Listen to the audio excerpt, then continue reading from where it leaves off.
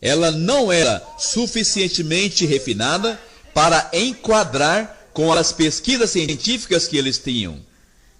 Ela não era brilhante, a mensagem não era suficiente para os programas educacionais que eles tinham naquele dia. Vem, eles estudaram para saber que havia um Deus, e eles aprenderam que ele era grande, e eles tentaram se engrandecer com ele, quando o caminho para cima é sempre para baixo.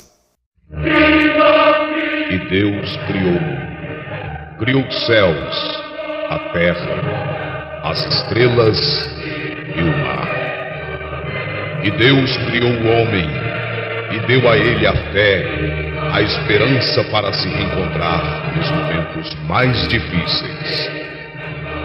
E para levar Deus até você, aqui está o pregador da fé, pastor Osmar Rodrigues Costa, e com suas mensagens, extraídas do âmago de sua alma, nos traz fé para nascer.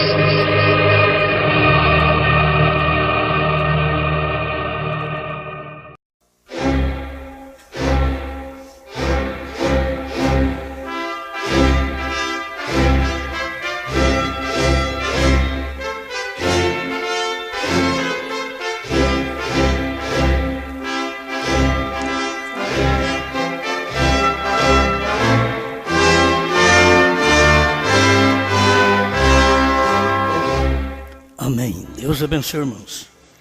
Nós vamos ler aos Hebreus capítulo 10, versículo 5.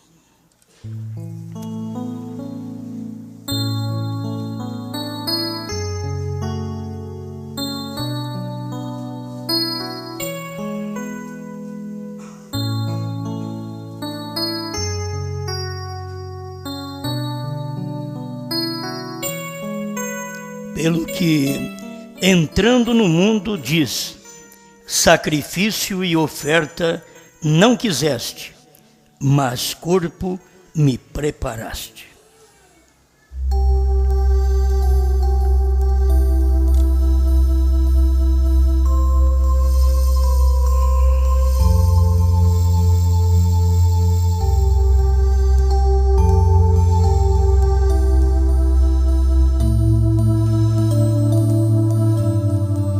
Amado Pai, cremos que mais uma vez o Senhor nos ajudará. E o Senhor tem nos dado capacidade para entender a nossa posição, para nos humilharmos debaixo da sua poderosa mão. E nós temos crido na sua palavra, que é o mais importante para o tempo em que vivemos, Senhor. A palavra que o mundo não entende, mas ela é própria para o eleito. O eleito tem recebido esta palavra. Por isso aqui estamos para desfrutarmos mais um pouquinho desta bênção. Em nome do Senhor Jesus. Amém, Senhor. Amém. Pode sentar-nos.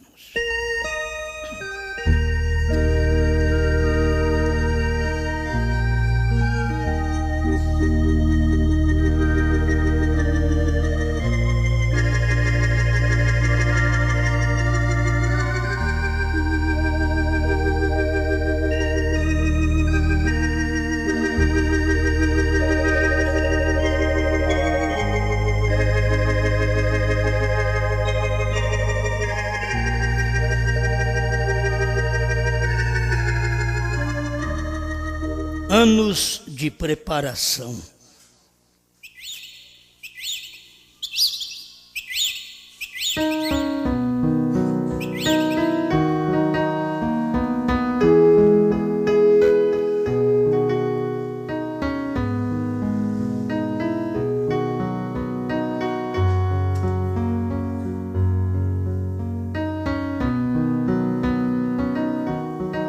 Muito bem.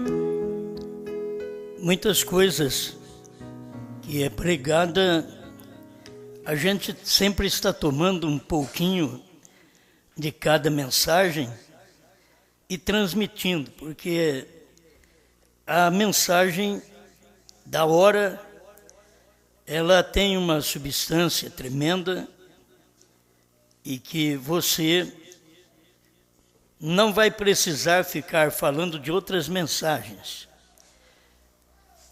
Tem as mensagens históricas, elas venceram o seu tempo. Como a minha vida de criança é história, a minha vida de adolescente é história, a minha vida de jovem é história. Eu não queria que estivesse na história, mas é tudo história, porque não sou mais aquilo. Eu não sou mais aquele jovem. Não sou mais aquela criança. E assim você também.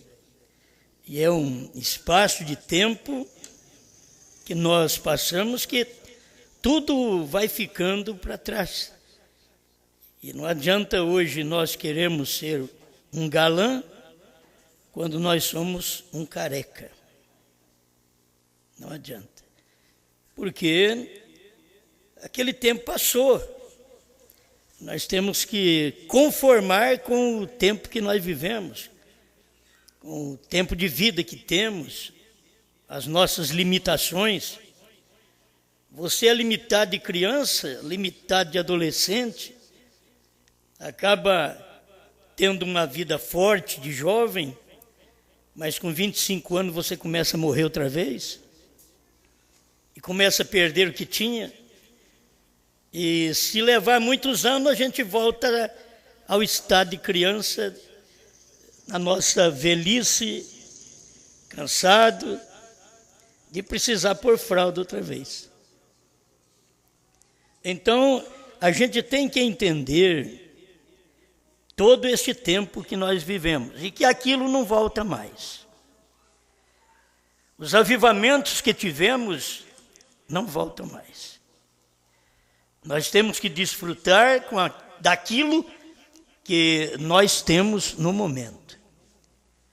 Você tem que ter algo que te capacita a enfrentar a condição do tempo presente.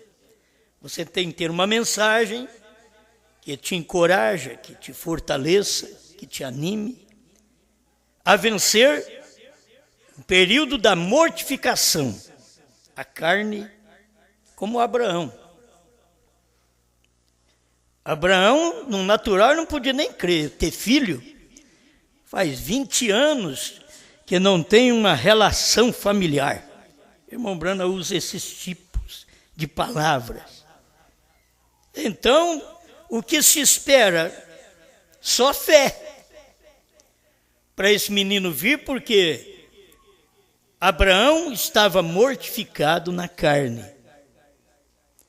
A igreja, cada avivamento que ela tem, ela se alegra, ela pula, ela grita, ela arrepia, ela sente nova, mas logo aquele avivamento desvanece.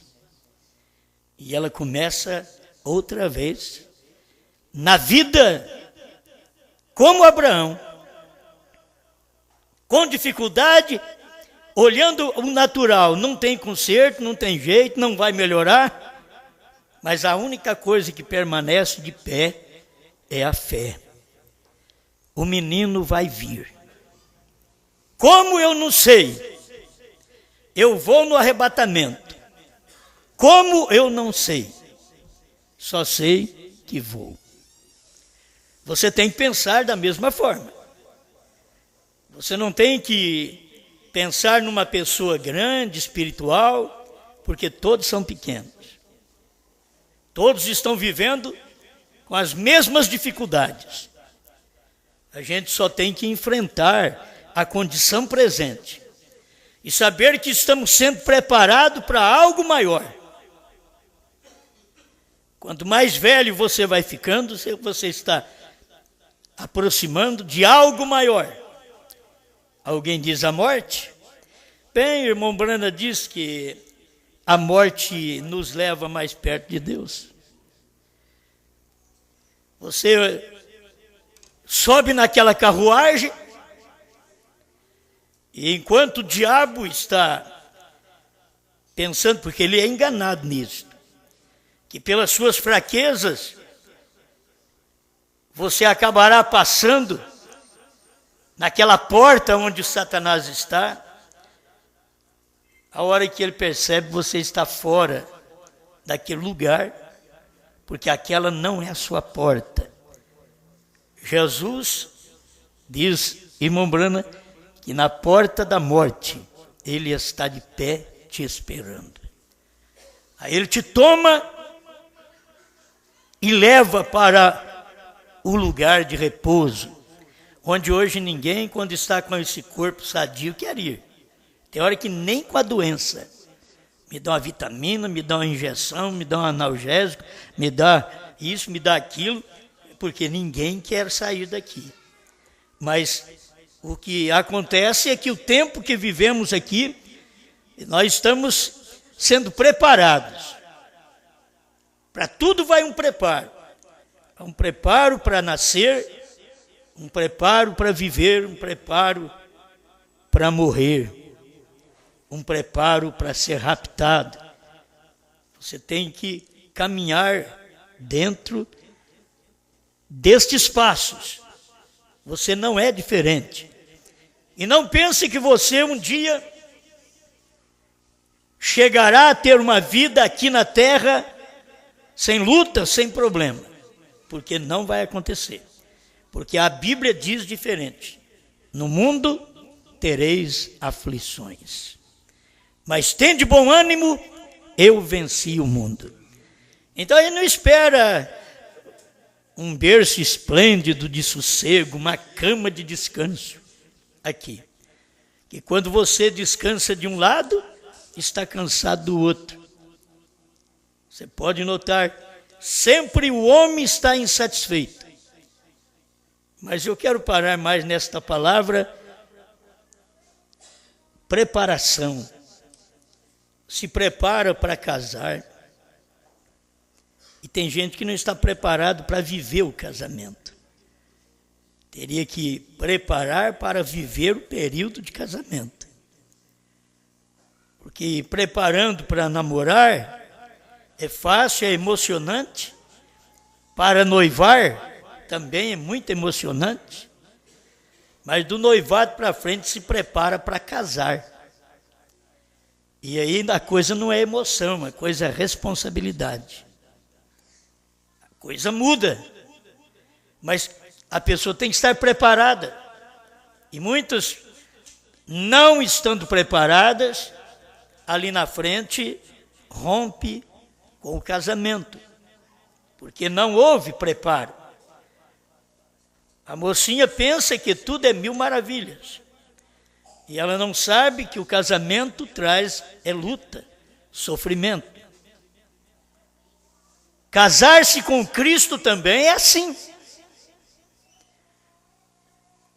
Não pensa que Cristo vai te livrar daquilo que você tem que passar na terra. Daquilo que um humano tem que passar. Porque não tem um melhor que o outro. Todos nós temos que passar, trilhar um certo caminho. É só crer que Cristo está conosco para nos ajudar, para nos fortalecer naqueles momentos. Mas, Senhor, prepara-me, momento de preparação, para poder chegar com o casamento até a sepultura. E que tem horas que certos casamentos é tão terrível, vai até a sepultura, mas a morte chega primeiro. Tem hora que a morte do caráter, a morte da virtude, chega primeiro. E aquele homem não tem virtude, aquela mulher não tem virtude mais, não tem o caráter. já não vive a vida cristã, que você hoje casa com o rapaz para que tenha uma vida cristã, com a moça para que tenha uma vida cristã mais segura, porque o mundo está muito perdido, então você se esquiva para um lado do cristianismo para dizer, vou me casar para ter uma coisa melhor. E se isso não dá certo ali na frente, você se decepciona todo. Porque as pessoas que são boas hoje, elas serão más amanhã, se elas não mudarem de vida. Você encontra gente professando vida, caráter, virtude, hoje. E amanhã, numa força de expressão, elas estão na beira do caminho, toda destroçada. Seus lares, todos arrebentados. Foram preparados? Ouviram mensagem para os ajudar, para os preparar? Ouviram, mas atenderam? Não. Tem pais, estes meninos, essas mocinhas? Tem, mas ouviram os pais? Não. Então, a gente acaba enfrentando a luta do dia a dia, o tempo em que vivemos, e a gente vai ter que viver acostumando com certas coisas que é difícil. Tem mulher sofrendo com maridos incrédulos e ruins, tem homens sofrendo com mulheres incrédulas, mundanas, ruins. E Cristo está de olho na sua igreja, porque nós ouvimos sua palavra e estamos nos preparando para sair daqui. Chegamos até aqui, mas nós temos que sair daqui. Nós precisamos estar preparados. Amém? Eu estava pensando, como sempre vamos começar lá no Gênesis. Noé preparou 120 anos. Ele não levou ninguém. Mas foi preciso 120 anos para ele poder colocar também sua família dentro da arca. Moisés, foi preciso 40 anos de estudo para ser um grande homem no Egito. Mas quando Deus o tomou, Deus precisou de mais 40 anos para tirar todo o seu aprendizado. E Deus deu oportunidade para ele, naquela preparação do deserto, para ele viver 40 anos servindo a Deus, 120 anos. Os momentos de preparo é muito bom. Eu creio que Abraão teve aquele preparo de fé, até para gerar o filho. Teve que ter um preparo. Deus sempre o animava. Se tivesse médico para eles poder consultar, diria, olha, não tem jeito, a senhora tem 90 anos, não tem jeito não. Mas meu marido disse que o menino vai vir. Mas quantos anos ele tem? 100. Vocês enlouqueceram. Mas eles creram. E o menino apareceu. Amém? Nós cremos também. E o rapto se dará. Parece que está demorando. Se você começar a fazer conta do que já aconteceu, e esse é um tempo de preparo para nós irmos no arrebatamento. Você tem que estar preparado, não se vai no arrebatamento de uma hora para outra, se vai depois de estar preparado, estar pronto. Se Ele te chama, você está pronto, pronta para esse arrebatamento. Aí nós temos um bom período das eras que nós fomos preparados. Jesus morreu 50 dias, foi para os discípulos se prepararem para o Espírito Santo. A promessa foi dada. Jesus soprou sobre eles e diz, recebei o Espírito Santo. E aquilo levou 50 dias. Mas eles receberam. Eles foram preparados Ficai em Jerusalém. Eles não saíram de lá. É a mesma coisa de você ouvir hoje. Ficai na palavra. Ficai na mensagem. Você não arreda seu pé dali de maneira alguma. Porque você fará como os discípulos fizeram. E não adianta fazer alguns testes. Eu já acho que tenho. 4, 5 dias, 6, 7, 8, 9. Não. Tinha que completar 50. E agora, preparados, o Espírito Santo desceu. Temos as eras da igreja, que a gente vê que tinha que a semente ir para a sepultura. Que semente? A semente do Pentecostes. Daquela doutrina abençoada, tinha que ir para a sepultura. Tinha que aquietar por um espaço de tempo de 1000 anos de trevas. Tem hora que Deus preserva a planta, é assim.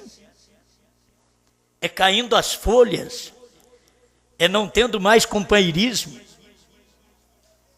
É assim que o Mombrano ensina. Que a seiva, ela desce e esconde nas raízes. E quando a seiva esconde nas raízes das árvores, você olha, elas estão feias. Porque acabou as folhas, caiu as folhas. E folha é companheirismo, é ajuntamento. E aquilo acabou. Acabou a alegria da árvore, acabou a alegria. Você olha aquela coisa seca. Porque a vida da árvore, a seiva, desceu e escondeu nas raízes. Para quê? Para esperar passar o inverno.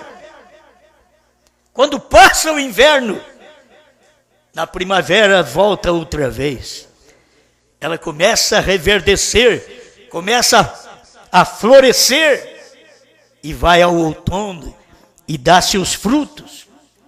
É um espaço de tempo que ninguém gostaria de viver. É um espaço frio. Quando Deus se esconde nas raízes e deixa a árvore pagar o preço. Quando você vê isto, você vê a igreja pentecostal dos dias de Paulo, de Pedro, perdendo tudo. Todo verdor, e entrando para a sepultura no ano 325, e ficando ali mais de 1000 anos, pois por volta de 1500 ela começou a brotar, mas ela ficou em trevas, ela ficou no escuro. Tem um tempo que você tem que saber que Deus está preservando você. Tem hora que a gente não entende porque os irmãos de José venderam José. E Deus preservou tudo aquilo. José fora do lar, fora do pai que o amava, fora dos irmãos que o perseguia. E ele indo para o Egito. Mas vem um tempo de fome, vem um tempo de miséria, que aquele que você desprezou é o único que tem alimento. Aquele que você deixou de lado era exatamente o homem que tinha a bênção. Aquele que você vendeu é o que pode te salvar. Eles não perceberam isso. Seus irmãos o venderam. Não é o que muitos fazem desde o tempo de Jesus. Um irmão, que é um discípulo, que é um da mesma tribo, vendeu Jesus. Judas não sabia que ele precisava de Jesus, mas ele não importou com aquilo, mas ele vendeu a salvação. Ele vendeu o perdão, ele vendeu a vida. E foi assim que os irmãos de José fizeram também com José, porque José tinha mensagem, José via sonhos, visões, tinha sonhos, via visões. E os irmãos não gostavam, porque ele era o pássaro raro. Ele era o irmãozinho esquisito do lar. Ele era o filho amado pelo pai, mas odiado pelos seus irmãos, porque ele tinha visões de Deus. E os seus irmãos não gostavam, e os seus irmãos não tinham, os seus irmãos não receberam a mensagem, os seus irmãos não receberam o ministério, tinham que ser abençoados através de um, e eles não queriam aquilo. Nós vamos dar um fim nele, e deram um fim nele, e não sabiam que estava dando um fim na prosperidade, um fim na bênção. Eles não sabiam. Chegou o tempo da fome, da miséria. E o interessante é que a fome não estava no Egito. A fome estava entre os hebreus. Porque eles que tinham a bênção e vendeu a bênção. Eles que tinham um homem que sonhava, que tinha visões, que tinha um ministério. Mas eles não gostavam daquele ministério, porque aquele homem sozinho sobressaía a 11 irmãos. Quieto, mas ele era abençoado, ele foi abençoado por Deus. Deus o fez daquele jeito, mas seus irmãos não gostavam dele. Não é diferente do que aconteceu com Jesus, irmão Brana, mostra isso, que o pai o amava, mas seus irmãos, fariseus, saduceus, aquele povo, os hebreus, os judeus, rejeitaram ele. Começou de casa, passou para os outros. Foi rejeitado. E ali estava um homem preparado. José era um homem preparado. Mas os seus irmãos não eram. José quer dizer filho da prosperidade. Mas os seus irmãos não. Deus estava com José. E os seus irmãos podiam ser abençoados se ficasse com José em casa. Se deixasse José falar seus sonhos, suas visões, pregar sua mensagem, e ele só ouvir. Porque os sonhos de José mostrava que aqueles 11 feixes levantaram e reverenciavam o feixe de José. Inclusive o sol e a lua, que era o pai e a mãe, e estava também reverenciando a José. Rubem não gostou disso. Os demais irmãos não gostaram. O irmão mais velho não gostou. Vamos dar um fim nele. Será que papai não está vendo? Será que mamãe não está vendo? Que ele está dizendo que até os dois vai ter que prostrar diante dele. Além de nós, 11 irmãos. Ele está dizendo que assim, é um homem só, não pode. Nós somos em 12. Mas a bênção estava com um. E se a família entendesse, poderia usufruir daquela bênção que estava nas mãos de um homem chamado José. Era ele que tinha a bênção, era ele quem tinha a vitória, era ele quem tinha o sonho, era ele quem tinha a visão, era ele que Deus manifestou. Mas a sua família não gostou. Quem não gosta dessa mensagem já não é mais assembleano. Batista, metodista não é nossa família. Nossa família é Brana. Quem não gosta dessa mensagem são exatamente nossa família, são os Branas. Eles que não gostam, eles que não querem a mensagem que vai abençoá-los, que está os preparando para o rapto. Eles dão vazão a todo espírito errado e acham que eles estão certos. Acham que José tem que até pedir perdão para os irmãos, pelo que fala, pelo que prega.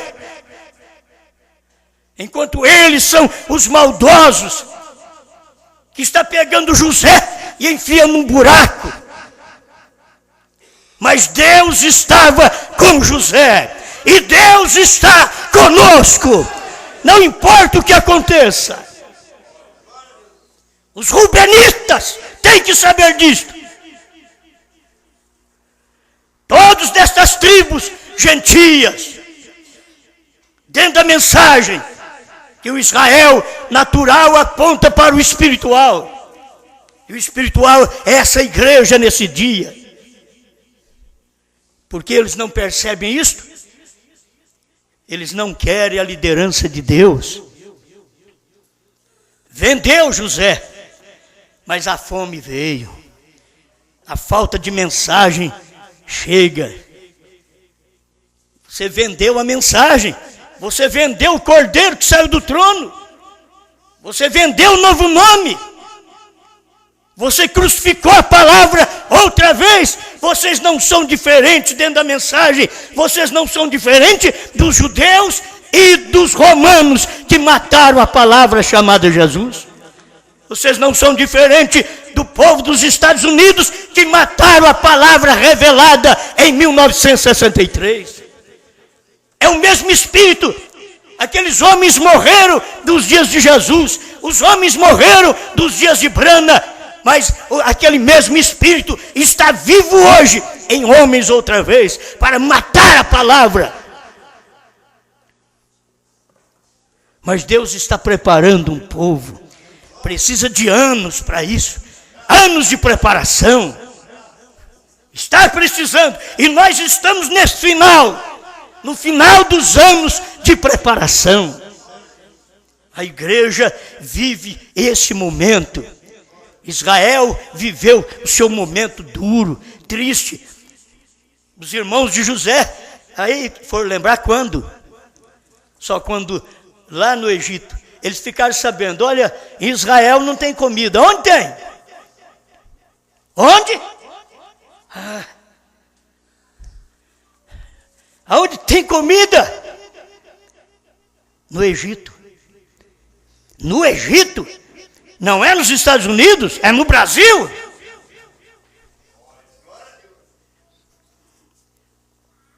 Aonde está a mensagem? Onde está a revelação? Onde está a luz? É que eles não percebem. Não tem alimento em Israel. Onde está?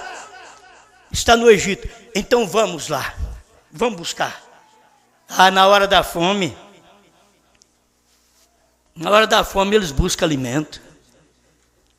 Na hora da fome. Eles estavam com uma fome, ia morrer de fome, porque não tinha alimento. E aonde estava José, que eles venderam, tinha alimento. E na terra de Israel não tem alimento? Não. Mas esse povo é de Deus, mas é desobediente. Então eles têm que pagar o preço. Eles venderam a Deus, venderam a palavra, venderam a revelação, venderam o homem.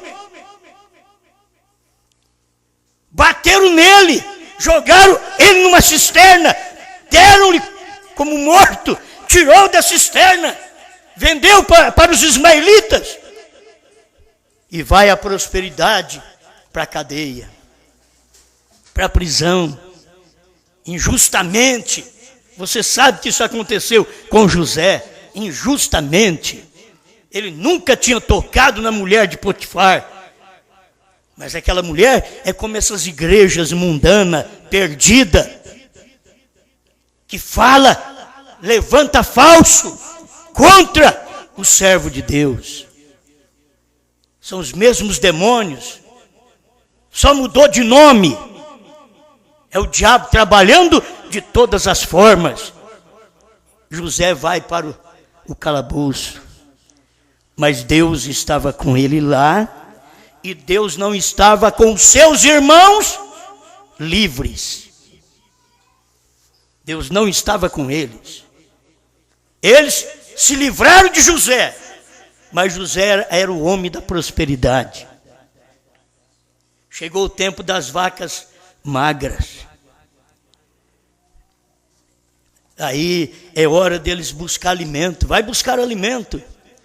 Quando eles chegam no Egito, para pegar alimento, não podia nem olhar na cara do rei, porque eles não sabiam nem quem era que estava governando ali agora. E um homem que eles tinham vendido, o irmão que eles tinham vendido, estava agora à destra de Faraó. Que ninguém chegava a Faraó sem que passasse por José. E a bênção estava ali. E eles precisaram, não vou poder contar toda a história, vai longa, vocês sabem, mas José conheceu eles, vocês, né? Aí teve uma hora que José chamou eles de lado e disse: como vai o vosso pai? Aí eles foram reconhecer José. Aí eles pensaram: agora ele vai nos matar. Não, ele não matou. Vocês ainda têm mais irmão? Tem um caçula. Vai buscar ele. Ah, meu senhor, esse não. Porque se nós trouxermos este, o meu pai morrerá. Mas vai ficar um preso aqui, enquanto vocês não trouxerem ele, este não ficará liberto.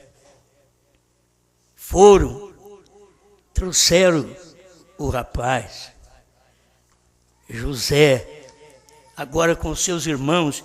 José se identificou: eu sou José, aquele que vocês venderam. Sabe o que vai acontecer no dia do julgamento? Eu sou aquele homem que vocês venderam. Eu sou aquela mensagem que vocês ignoraram. Isso vai acontecer no dia do julgamento. Eu sou José. Agora, vão morrer? Não, vocês ainda poderão ser salvos. Isso foi para Israel. Hoje nós que perseguimos a própria mensagem, comemos. Irmãos, Hebreus, capítulo 6, verso 4, Hebreus está cumprindo dentro da mensagem da terceira etapa. Homens que foram iluminados, provaram do dom celestial, beberam da rocha, da revelação dos selos, dos trovões, do novo nome, e recaíram. É impossível ser renovados, porque eles continuarão ainda lançando veneno sobre o povo. Contra o José, contra aquela mensagem. Você tem que entender que aquilo, contra aquela mensagem daquele dia, que Deus estampou na vida de um homem, e não dos 11, mas de um. Eu não quero falar sobre isto. Eu quero entrar na mensagem logo aqui, onde foi vivificado para mim esses anos de preparação. 166, fazendo uma obra para Deus fora da sua vontade. Apocalipse 10, nos dias do sétimo anjo, estes mistérios, os quais todos têm sido... por que fazem os metodistas isto? E os batistas, e a igreja de Cristo, e os testemunhos de Jeová, todos fazem isto, e aí poderia incluir. Por que fazem isto o povo da mensagem, da primeira e segunda, da terceira etapa? Seus mistérios serão revelados nos últimos dias, quando o sétimo anjo, não quando ele começa a fazer isto, mas quando ele começar a fazer soar a sua mensagem, vem, não os anos de preparação. Tem um tempinho que Deus dá, como uma preparação, cura divina. Você quer cura? Deus tem cura para você. Venha a mim e beba. Quem tem sede de cura, venha a mim e beba. É Deus dando oportunidade para as pessoas, e isto é anos de preparação. Você tem que saber que os anos de preparação são maiores do que aquele ano real. O ano de preparação no ministério de Mombrana, desde mocinho, ele teve aquele ministério de cura abençoado, de visões, de sonhos, e ele foi abençoado até 62. Anos de preparação. Para quê? Preparando para a terceira puxada. Teve 40 anos. Mais ou menos, ele teve 40 anos preparando para a terceira puxada. Parece que nunca chegava. Quando chegou a terceira puxada, 1963, logo Deus leva o profeta em 1965. Deus o chama para casa e deixou o povo dos Estados Unidos, mesmo da mensagem, todos confusos. Porque todos eles estavam esperando que irmão Brana dissesse para eles o que eram os trovões, o que era o sétimo selo, o que era a visão da tenda. E irmão Brana não falou para eles, irmão Brana só pregou e eles não entenderam. Ouviram, ouvireis, mas não percebereis, diz o Senhor. Eles ouviram, mas não perceberam, não entenderam aquela mensagem naquele dia. E aquela mensagem, quase 40 anos com o irmão Brana, foi só para preparar para 3 anos final. Só para isso, só para 3 anos final. É o que Deus quer. Eu quero trazer isso logo para nós também, que nós tivemos no Brasil. Nós tivemos 30 anos de preparo no Brasil. Anos de preparação. Preparando para quê? Preparando para a terceira etapa. Preparando para o novo nome, preparando para receber aquela revelação que Deus já tinha dado a William Brana. Mas nós tivemos que ser preparados, porque nós, como brasileiros, éramos meninos quando William Brana revelou os selos. Nós não entendemos nada, foi preciso de um preparo, de um tempo. E nós, dentro desse espaço de 30 anos de mensagem no Brasil, fomos preparados. E quando a mensagem veio, porventura, ouviram? Ouviram. Entenderam? Não. Creram nela? Não. Mas tinha mensagem? Tinha. A mensagem está aí. Os anos de preparação já passaram. Aí veio a mensagem. Por volta do ano 2000, veio a mensagem. Porque veio para o irmão Brana em 63 a 65. Mas para nós no Brasil, não veio nesse tempo. Esse tempo foi um tempo de preparo, desde 73 até 2000, foi um período de preparo. E depois do preparo, aí vem a mensagem. Deus faz isso, meus irmãos. A mensagem que temos hoje, se fosse pregada há 30 anos atrás, era a maior loucura, não dá para entender. Eu mesmo não entendi essa mensagem. Há 30 anos atrás, 40 anos atrás, eu não entendi essa mensagem, não tinha jeito de entender. Tinha que ser preparado primeiro para entender.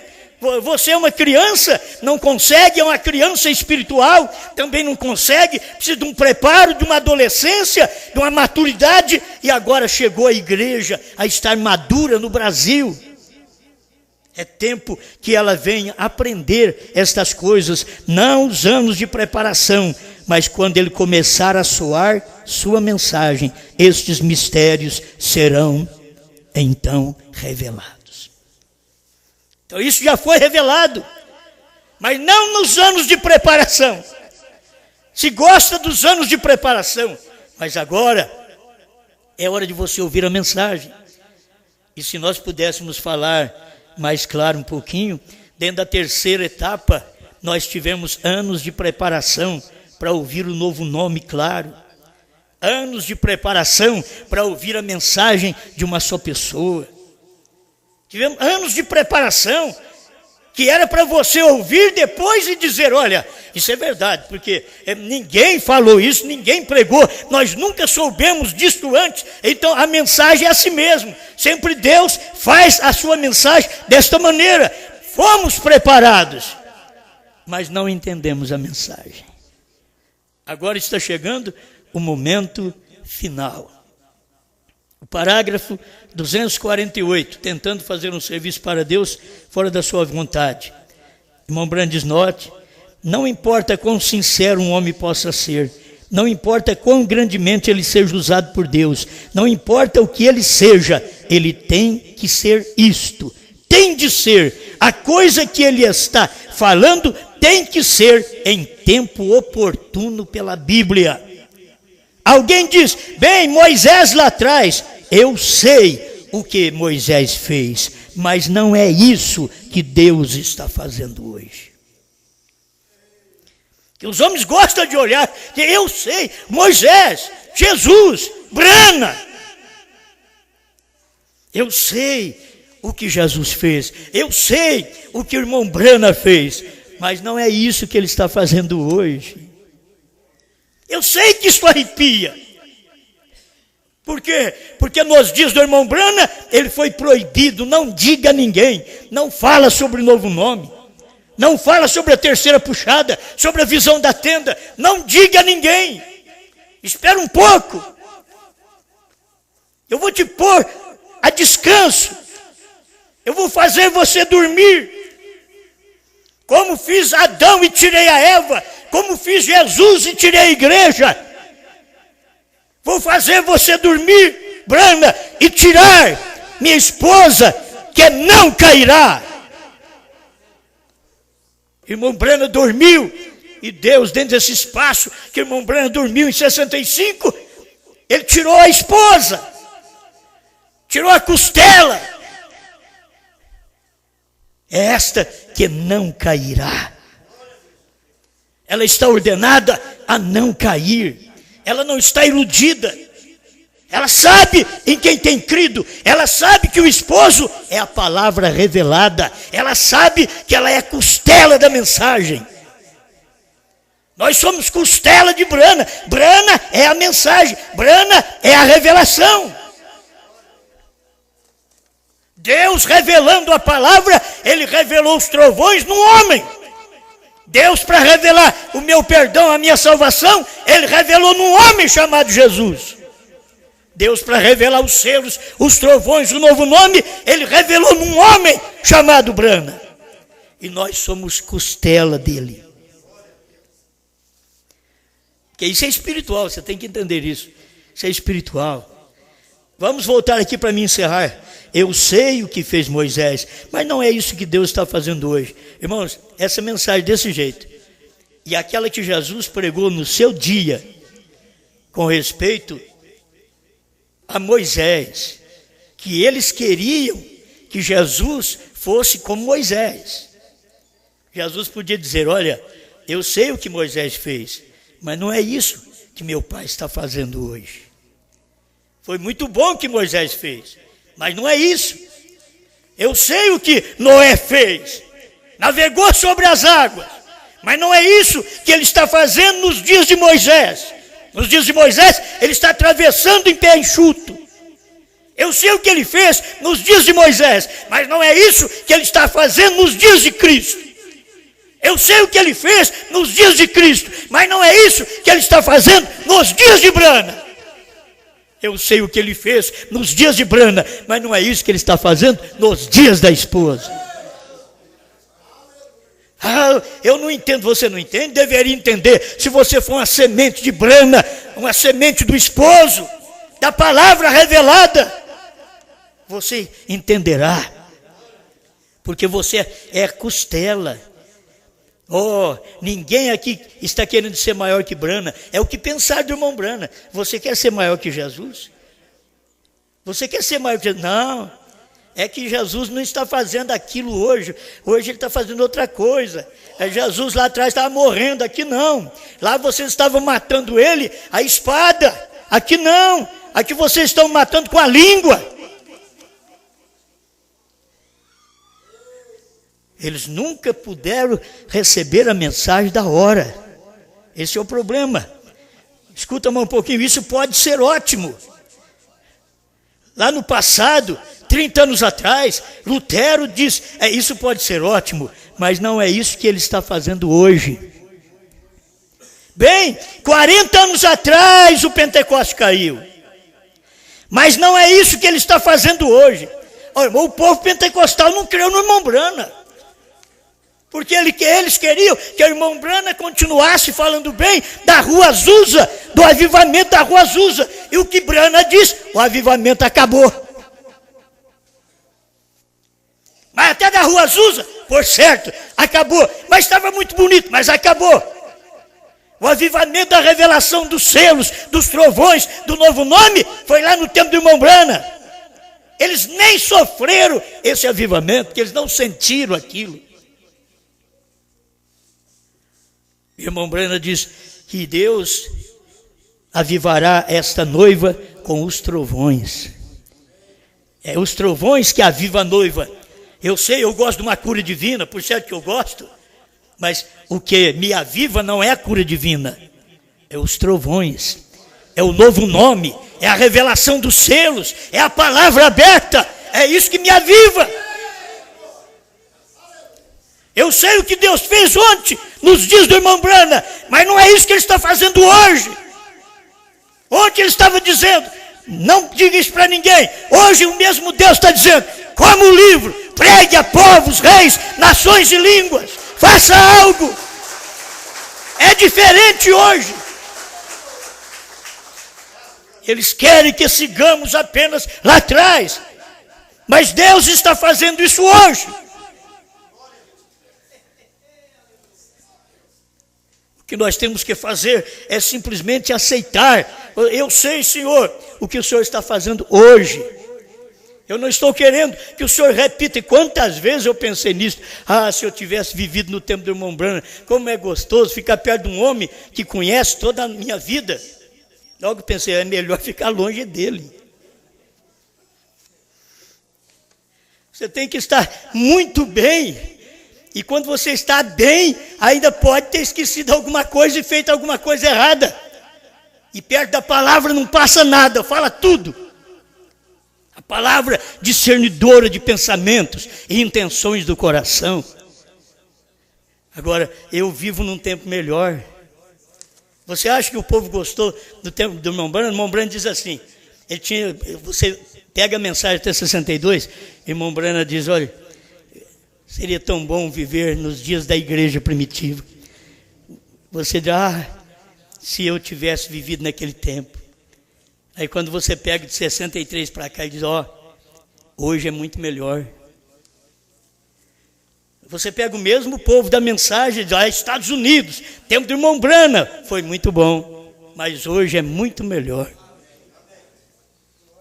A mensagem é a mesma mensagem, mas aquilo que não sabiam durante as eras, souberam nos dias de Brana. Aquilo que o irmão Brana não podia falar no seu dia, eu posso pregar para vocês. Eu posso comer e dizer para vocês, vamos comer o livrinho. Tem uns que começam a comer, prova um pouquinho. Não vai dar não. Come o livrinho, come a revelação dos selos, dos trovões, do novo nome. Que sempre Deus usou uma pessoa para fazer aquilo, só para pregar. Eu estava pensando assim, deixa eu dar essa nota, me veio. Você pensa que o homem que Deus usa é melhor que você? Não, ele é pior.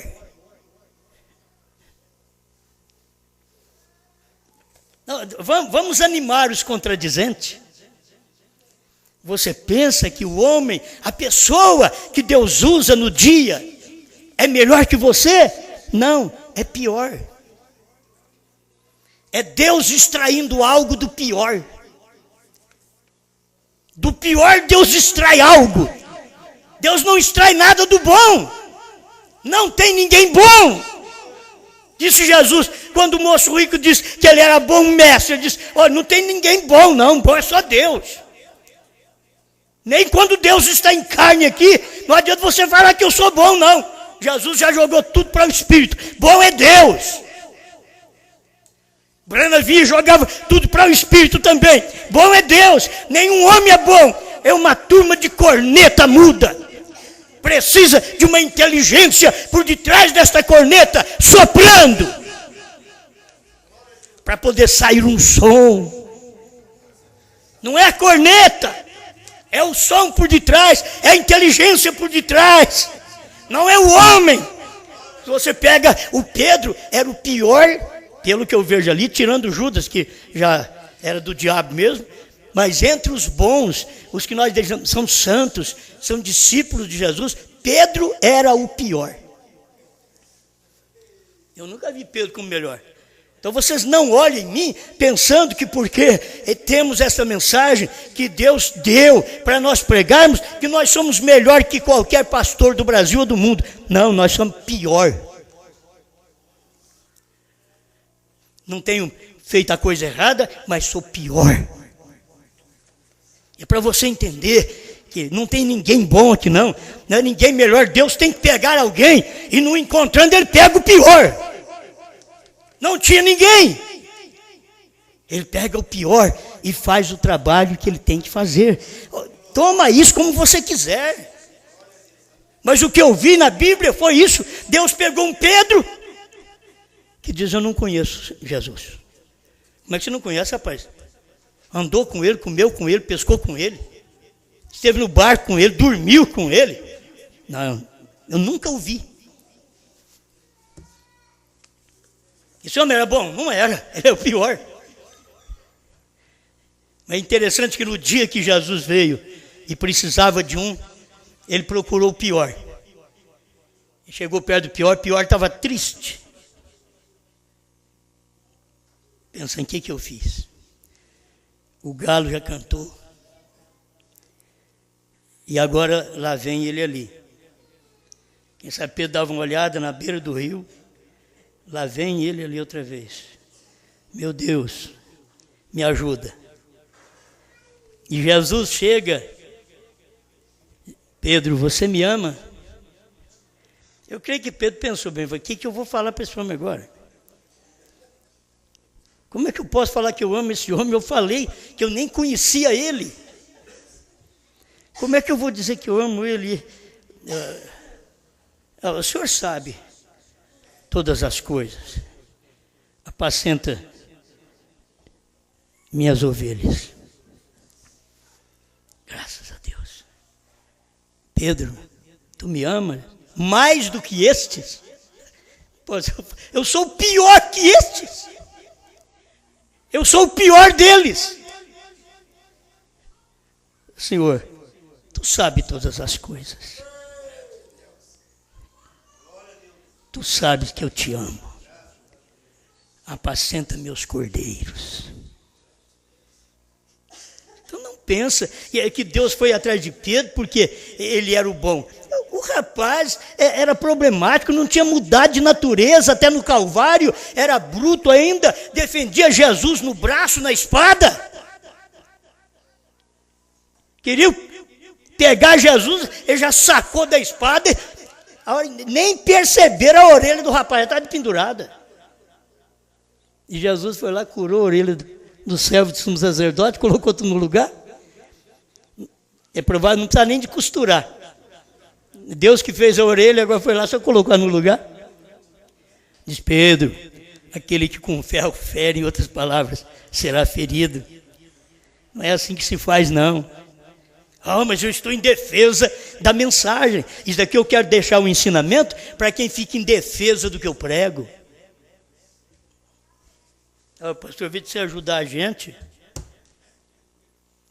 Para quem fica em defesa do que eu prego, e em defesa do que eu prego, eles cortam a orelha do outro. Não faça isso não corta a orelha de ninguém. Deixa eles quietos. Deus os julgará. Deixa eles, não tem coisa melhor do que guardar tudo em silêncio. Fica em silêncio. Você sabe que essa mensagem é verdade. Você pensa que eu tenho que retornar e pedir perdão para quem? A mensagem de um só homem? É verdade. Está na Bíblia inteira. Deus nunca usou dois. Eu vou usar Noé e o filho dele. Não, é só Noé. Vou usar Moisés e Arão, né? É só Moisés. Vou usar José, mas vou usar o Rubens também. É só José. Vou usar Pedro e os outros discípulos. É só Pedro. A ti te digo. E o irmão Brana bateu bem naquilo. Ele nunca diz a vós. É a ti. A ti te digo. Tu és Pedro. Ele não falou com 2, 3, meia dúzia, não. Porque Deus é um. Deus trata do jeito que Ele é. Você pode ver, quando aparece 2 homens na mensagem, tem 2 cabeças, tem 2 tipos de mensagem. Já agora aparecem mais homens e um vai ficar lutando com o outro. E o importante que eu acho, como que o diabo faz um trabalho? Mas você acha isso importante? Importante que eu acho. Que todos aqueles que não dão certo conosco, une com quem não deu certo conosco. Todos fazem a mesma coisa. Está no mesmo papel.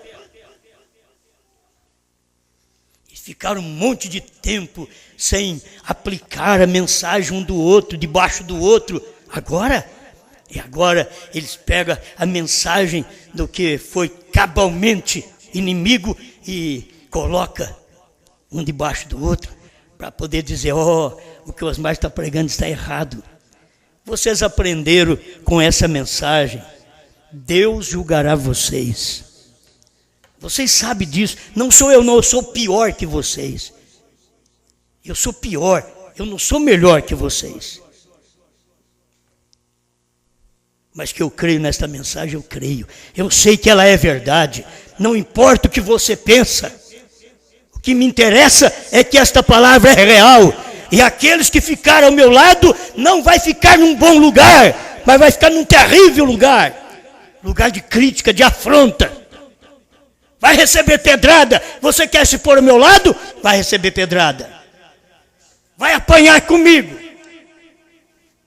Pai Celestial, ajuda cada um de nós. Dá-nos graça para caminharmos, Senhor. Ainda que o caminho é estreito, mas eu vou caminhando. Eu sei que o grande rapto está aproximando. Irmão, me ajude a levar minha cruz. Eu não quero ir só, eu quero com você a Jesus. Ajuda, Senhor, este povo, ilumina cada um que pode receber a luz da hora, Senhor, porque tem gente que não pode receber a luz do dia, que o Senhor está manifestado, mas ajuda quem está recebendo essa luz. Ajuda, Senhor, que o povo entenda as pregações que fazemos, e que eles entendam que nós não somos melhor do que ninguém, porque o Senhor não tinha outro para usar. E aqui estamos para fazer a sua vontade. Perdoa meus pecados, minhas falhas. Eu desejo ser um melhor cristão. Mas tem horas, Senhor, que nós temos que fazer como o Senhor pegou um azorrague e fazer uma limpeza ministerial. E só o Senhor pode dar graça a cada um de nós para manter o amor, a dedicação pela palavra, Senhor. Ajuda seus filhos, que cada um possa rejubilar na verdade da hora e enfrentar o momento em que vive, sabendo que nós temos mensagens que nos prepara para o arrebatamento. Tivemos a mensagem que preparou para a vinda no Monte Pôr do Sol, mas tem agora a mensagem que prepara para o arrebatamento, que é a mensagem do seu profeta, que ela sempre está cumprindo em etapas, Senhor. E esta terceira etapa, que o Senhor diz para o seu profeta, não diga a ninguém, agora o Senhor está dizendo que ela é. Obrigado por tudo, em nome do Senhor Jesus. Amém, Senhor. Amém.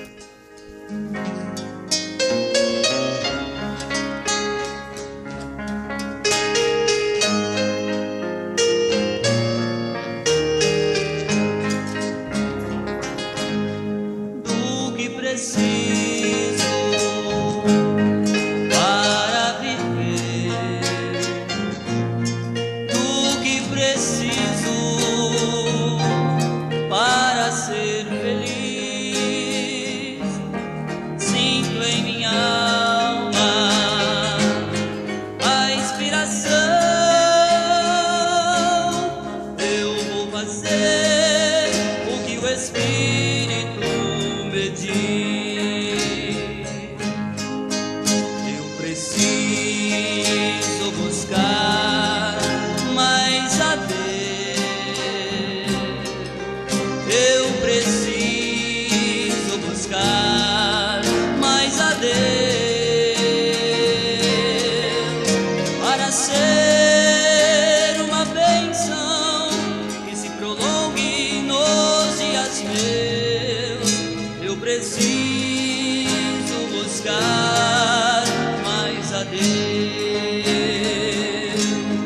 a Deus riquezas, o mundo a Deus, prêmios efêmeros, bem longe vão. Prefiro a comunhão santa do céu, prefiro estar com Deus, com meu Deus em oração. Eu preciso buscar mais a Deus, eu preciso buscar mais a Deus, para ser uma bênção que se prolongue nos dias meus. Eu preciso